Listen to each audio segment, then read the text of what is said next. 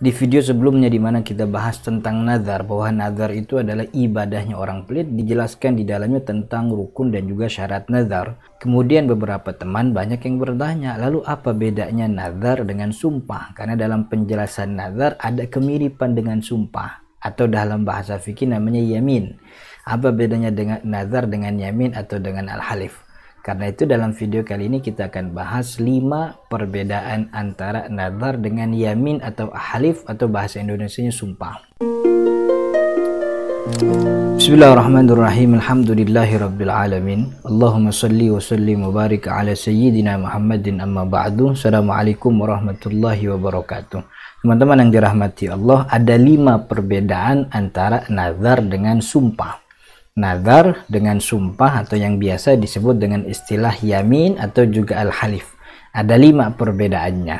Keduanya punya persamaan, sama-sama menetapkan sebuah hukum atas si pelaku nazar dan juga si pelaku sumpah. Itu sama-sama menetapkan sebuah hukum. Tapi ada 5 perbedaan. Pertama, perbedaan dari sisi tujuan. Maksud daripada nazar itu berbeda daripada maksud dan tujuan sumpah. Maksud nazar itu adalah ibadah kepada Allah Subhanahu wa taala. Jadi maksudnya tidak boleh ada nazar kecuali ibadah kepada Allah. Maka itu ulama mensyaratkan bahwa yang namanya nazar itu haruslah bentuknya ibadah kepada Allah Subhanahu wa taala. Berbeda dengan sumpah. Sumpah itu tujuannya menetapkan atau memantapkan, menguatkan sebuah hukum dengan sirah, dengan redaksi sumpah tersebut. Dan itu tidak mesti dengan ibadah. Katakanlah ada orang bertanya, si fulan datang apa enggak? Fulan datang kok. Nah, untuk menguatkan pernyataannya bahwa fulan itu datang, dikatakan demi Allah fulan datang. Nah, gitu.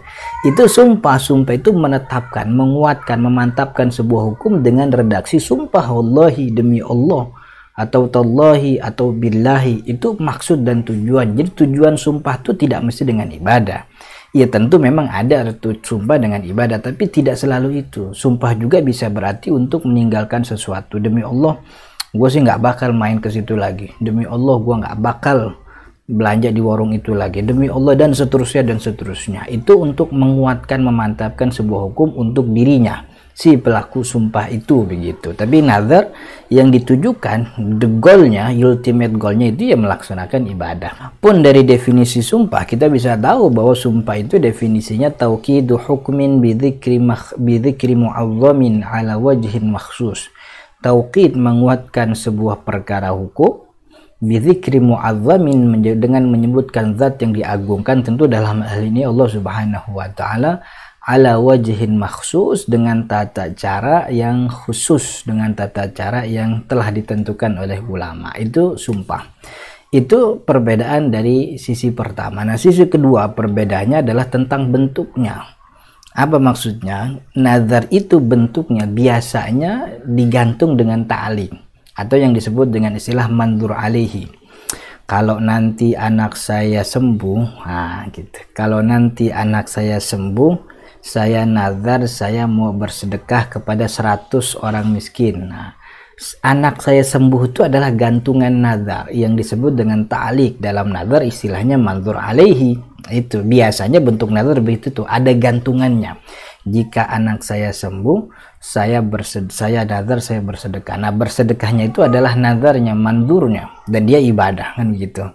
Tapi kalau sumpah biasanya dilakukan secara mutlak, dia tidak ada ta'liqnya, biasanya begitu. Wallahi, demi Allah nggak bakal tuh gue main ke tempat itu lagi. Demi Allah gue nggak bakal belanja itu lagi. Demi Allah gue akan datangin fulan bin fulan ke sini. Nah, itu sumpah biasanya mutlak. Jadi bentuknya, lazimnya nazar itu dengan ta'liq. Kalau saya nanti begini-begini, maka saya akan begini. Nah, dan yang begininya itu adalah ibadah. Nazarnya ibadah, manzur alaihnya minimal sesuatu yang mubah. Itu nazar, perbedaan kedua. Nah, perbedaan ketiga, redaksi ucapan. Artinya kedua-duanya ini, nazar dengan sumpah, sama rukunnya, harus ada sirah, harus ada redaksi yang keluar dari mulutnya. Cuman bedanya, redaksi nazar itu yang keluar dari mulut haruslah dengan ucapan nazar. Saya nazar alayya, saya wajib begini-gini, saya nazar. Atau bisa juga dengan kalimat sumpah, demi Allah nanti kalau anak saya begini-begini saya nazar. Berarti kalau sumpah digabungin nazar makin mantap. Tapi kalaupun dia cukup dengan kalimat nazar atau cukup saja dengan kalimat sumpah, selesai nazar. Tapi kalau yang namanya sumpah itu harus dengan asma Allah, dengan nama Allah, yaitu wallahi wa ba billahi ta tallahi. Tidak bisa dengan selain 3 yang tadi. Harus dengan 3 yang tadi, walaupun beberapa ulama membolehkan diterjemahkan dalam bahasa yang dimengerti, misalnya demi Allah, kalau bahasa Inggris for the sake of Allah misalnya, dan seterusnya dan seterusnya. Tapi itu kalimat sumpah, artinya tidak bisa redaksinya dengan kalimat lain selain dengan kalimat sumpah itu tadi, wallahi tallahi billahi. Sedangkan nazar itu boleh dikatakan atau diucapkan dengan kalimat nazar walaupun tidak ada kalimat sumpahnya. Kalau nazar plus ditambahin sumpah, jadi makin mantep itu nazarnya. Kemudian perbedaan dari sisi yang keempat, kewajiban. Setelah nazar itu diucapkan, setelah itu sumpah dilontarkan, apa kewajiban seorang muslim? Kalau nazar ya kewajibannya ditunaikan ibadah yang dinazarkan tadi. Saya nazar kalau nanti anak saya sembuh dari penyakit, sehat dia, saya nazar saya mau umroh. Nah, umroh itu jadi awalnya sunnah jadi kewajiban. Karena dinazarkan, itu kewajiban. Setelah nazar, tunaikan nazarnya, tunaikan ibadahnya. Tapi kalau sumpah, apa kewajibannya? Nggak ada kewajiban apa-apa, tunggu aja sampai nanti dia membatalkan atau dia melanggar. Kalau dia membatalkan atau dia melanggar, iya dia kafarat, wajib bayar denda gitu. Katakanlah, demi Allah saya sumpah ya, pokoknya saya bakal datengin fulan bin fulan tanggal sekian bulan sekian. Ternyata di hari H tanggal sekian bulan sekian fulan bin fulan nggak bisa didatangkan, nggak bisa dihadirkan oleh si orang yang sumpah ini. Maka kewajibannya apa? Ya kafarat. Dia bayar denda karena dia telah melanggar dan mengkhianati sumpahnya. Begitu. Atau di tengah jalan dia langgar, udah gue nggak sanggup, gue batalin sumpah. Gimana ya kafarat? Jadi itu bedanya kewajibannya. Kalau nazar ya kerjain tuh, walaupun sudah lewat waktunya.